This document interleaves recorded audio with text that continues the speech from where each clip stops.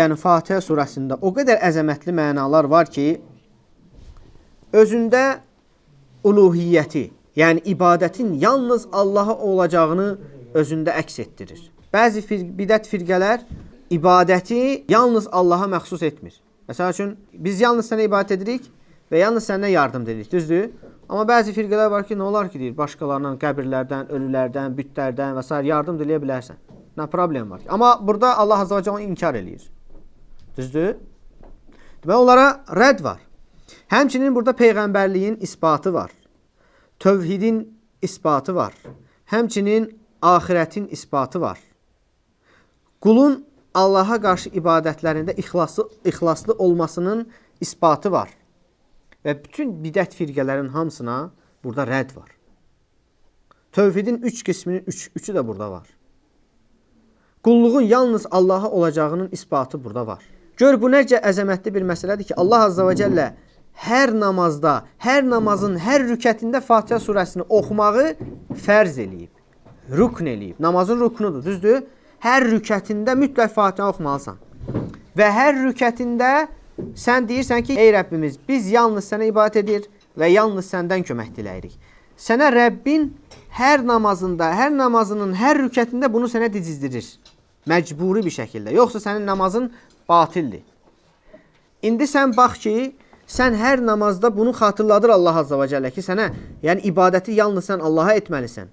Yardımı ancaq Allahdan diləməlisən. Qul durur namaza, bu sözləri deyir, sonra namazı qutarandan sonra deyir ki, ya filan kəs, ya seyid filan kəs, yardım elə, ya imam filan kəs, yardım elə. Gör, necə uyğunsuzluqdur, düzdür? Elə bir ki, az öncə verdiyi sözü unudur və yaxud da ki, az öncə nə söz verdiyini heç anlamır o. Anlamır, başa düşmür. Başa düşmür ki, Allah Azza və Cəllə ona bunu dedizdirir ki, sən yalnız Allaha ibadət etməlisən. Sən yalnız Allahdan yardım diləməlisən. Allahdan kömək diləməlisən. Və bu da duadır, qardaşlar. Yəkə nəbudu və yəkə nəstəyin. Yalnız sənə ibadət edir və yalnız səndən yardım diləyir. Yardım diləmək nədir? Dua. Və sən bu duanı Allahdan başqasına yönəldə bilməzsən. Bunu biz özümüzdən demirik ki. Bax, Fatihə surəsi 5-ci ayə. Biz yalnız səndən yardım diləyirik. Bax, yardım diləmək, dua, dua da ibadətdir. Sən kimə dua eləyirsənsə, onun qulusan. Və sən onu özünə Rəbb seçmisən deməkdir. Müsəlmanları Allah Azza və Cəllə əmr eləyib ki, özünə qul olsunlar. Və ona ibadət etsinlər. Ona dua etsinlər. Ondan yardım diləsinlər. Bu dua ibadətin özüdür. Özəyidir. Peyğəmbər sallallahu aleyhi ve sellem deyir ki, Əd-dua huvəl-ibadə. Dua ibadətin elə özüdür. Bax, dua ibadətin elə özüdür. Bəzi insanlar elə bilir ki, dua ibadət deyil. Əksinə, Peyğəmbər sallallahu aleyhi ve sellem sözü bax, açıq aydındır. Dua deyil, ibadətin özüdür. Və dualar da iki qismə ayrılır, düzdür? Bir var duaul məsələ, konkret bir şey istəyirsən. Bir də var duaul ibadə, ibadət duası. Bu da necə ayrılır bir-birindən? Bax, duaul məsələ nədir? Sən konkret bir şey istəyirsən Rəbbindən. Ey Rəbbim, mənə bağışla. Ey Rəbbim, mənə övlad ver. Ey Rəbbim, mənə ruzi ver. Qul Rəbbinə möhtacdır hər bir anında və Rəbbindən istəməlidir hər bir şeyini. Və qulluğun bariz nümunəsidir, izharıdır. Qulluğun izharıdır. Yəni, sən əgər Rəbbindən istəməsən, Rəbbinə dua etməsən, Rəbbin sənə qəzəblənir. Yəni, bu təkəbbürlükdür. Bu, qəbul olunmaz bir şeydir ki, bir insan, bir qul Rəbbinə dua etməsin. Sanki möhtac deyilmiş kimi. Bu, qəbul olunmaz bir şeydir. Mütləq nə etməlidir? İnsan dua etməlidir. Və Allah Azza və Cəllə Quran-ı Kərimdə də dəfələrlə xəbər verir, əmr edir, buyurur ki, mənə dua edin, mən də sizin dualarınıza qəbul edin. Hətta Qudsi hədisdə digər Peyğəmbər sallallahu aleyhi ve sellem xəbər verir ki, hər gecənin son 3/1 Allah Azza və Cəllə dünya səmasına enir və deyir ki, mənə dua edən yoxdurmu, duasını qəbul edim. Məndən bir şey istəyən yoxdurmu, mən ona istədiyini verim və s. Bax, bu dua məsələ, konkret bir şey istəyirsən el-vacib Allahdan. Bir də var dua ibadə. Dua ibadə nədir? Sən istənilən bir ibadətin qarşılığında Allahdan əcr umursan, nəysə bir şey umursan. Bax, bu da duadır. İstəyirsən yəni. Sən çünki qulsan. Sən qulsan. Möhtacsan.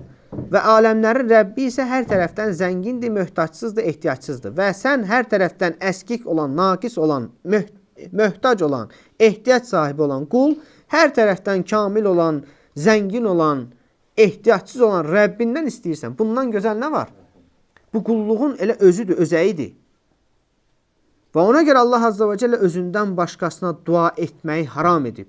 Özündən başqasına dua edəni şirk adlandırıb və qadağan edib. Ona görə yəni, bax, duanın iki növü oldu. Nə dedik? Dual məsələ, dual ibadə. Bir şey istəyirsən Allahdan konkret, bu dual məsələdir. Və ibadətinlə Rəbbindən nəysə istəyirsən. Məsəl üçün, indi Ramazandır.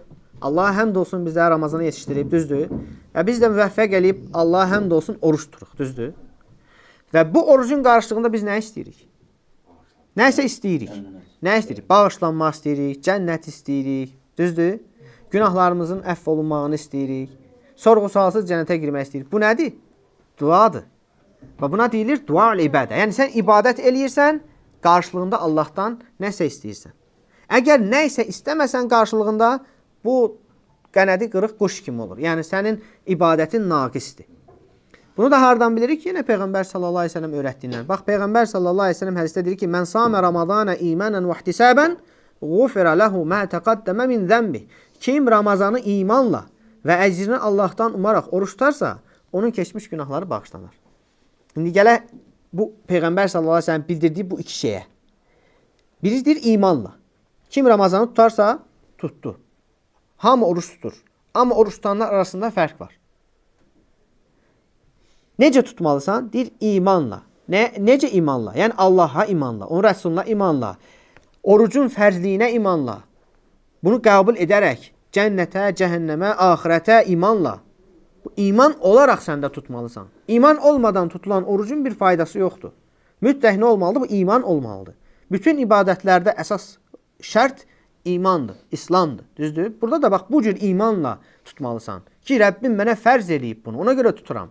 Yoxsa adətdir, hamı tutur, mən də tutum, diyeta və s. belə yox. Əmr olduğuna görə tutursan. Və ikinci məsələ nədir? İhtisabən. Yəni Allahdan əcr umaraq tutmalısan. Bax, əcr ummaq, bax, bu duadır. Sən orucu elə quru-quru tutmursan. Birinci imanla tutursan, Allah mənə bunu fərz eləyib, vacib eləyib, mən bunu mütləq tutmalıyam.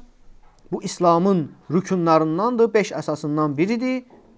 Düzdür, özü də bütöv halda, bütün ayı, Ramazan ayı kamil formada. Həmçin ihtisabən, əcr umaraq. Gördün, bu dua burada da üzə çıxdı. Yəni sən əməlinlə nəsə istəyirsən. Bir var, bax, dilinlə konkret nəsə istəyirsən. Allahım, mən bağışla. İstədin konkret bir şey. Bir də var, dilinlə bir şey demirsən. Durursan, 2 rükət namaz qılırsan. Əməlinlə istəyirsən, Allahım, mən bağışla. Bax, mən sənə iman etmişəm. Sənin qarşısında boyun əyirəm, rükü eləyirəm, səcdə eləyirəm. Mən sənə möhtac bir qulam, sənin əmrlərini yerinə yetirirəm. Qadağanlığından çəkinirəm. Sən də məni bağışla, cənnətinə sal. Və bu da ibadət duasıdır, qardaşlar. Sonra, qardaşlar, deməli, Fatihə surəsi haqqında danışdıq. Fatihə surəsi Məkkə surələrindən. Bilirsiniz, Quran surələri bir hissəsi Məkkədə nazil olub, bir hissəsi Mədinədə. Fatihə surəsi Məkkədə nazil olan surələrdəndir. Yəni, Peyğəmbər sallallahu aleyhi və səlləm hicrət etmədən öncə nazil olub Məkkədə. Və sonra Fatihə surəsindəki bəsmələ, Bismillahirrahmanirrahim ayəsi. Alimlər deyirlər ki, bu Bismillahirrahmanirrahim ayəsi Quranda müstəqil ayədir. Fatihədə də həmçinin müstəqil ayədir. Və sadəcə Nəml surəsi 30-cu ayədə Allah Azza və Cəllə buyurur ki, İnnehu min Süleyman və innehu Bismillahirrahmanirrahim. O, Süleymandandır, yəni bu məktub. Və o başlayır Bismillahirrahmanirrahimlə. Və burada Nəml surəsinin 30-cu ayəsinin bir hissəsi olaraq gəlir. Və sonra gəlir Fatihənin daxilində keçən Allah Azza və Cəllənin adlarından Allah. Yəni, Bismillahirrahmanirrahimin içində nə gəlir? Bismillah, Allahın adı ilə. Allah adı Allah Azza və Cəllənin uluhiyyətini bildirən bir addır. Yəni ilah kəlməsindən yaranan bir addır və Allah Azza və Cəllənin digər bütün adları ləfzul cəlalə, yəni Allah kəlməsinə qayıdır. Bütün adları ən əzəmətli adıdır. Allah Azza və Cəllənin adları çoxdur və onun ən əzəmətli adı məhz ləfzul cəlalədir, Allah kəlməsi. Və Allah adı ilə Allahdan başqası adlandırıla bilməz. Ona görə bəzən insanlar deyirlər ki, Yunanların Allahı, hansı bütü deyirlər. O düzgün kəlmə deyil. Onların məbudu deyə bilərsən. Onların ibadət etdiyi deyə bilərsən. Amma onların Allahı deyənməzsən. Çünki Allah xüsusi addır və Allahdan, Allah aləmlərin Rəbbi olan Allahdan başqasını bu adla adlandırmaq icazəli deyil. Və sonra Ər-Rahman, Ər-Rahim adları. Allah Azza və Cəllənin gözəl adlarındandır. Yəni Bismillahirrahmanirrahimdən gedir söhbət. Orada Allah, Bismillah, Allahın adıyla Ər-Rahman, Ər-Rahim Fatihədən artıq davam edir. Rəhimli və mərhəmətli. Bunlar da Allah Azza və Cəllənin adlarıdır və rəhmətə dəlalət edən adlarıdır.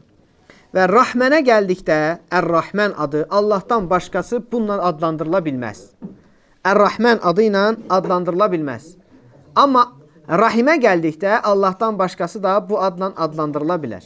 Ummu Sələmə radiyallahu anhə deyir ki, qiraətə Rasulullah sallallahu aleyhi və səlləm, sonra Fatihəni oxuyur. Fatihəni oxuyur, deyir ki, sonra deyir ki, yuqatti'u qiraətəhu əyətən əyətən. Ummu Sələmə deyir ki, Peyğəmbər sallallahu aleyhi və səlləm Fatihə surəsini başlayır. Bismillahirrahmanirrahim, elhamdülillahi rabbil aləmin. Bunları deyir, kəsə-kəsə oxuyurdu. Ayə-ayə oxuyurdu. Yəni, bax belə. Bismillahirrahmanirrahim.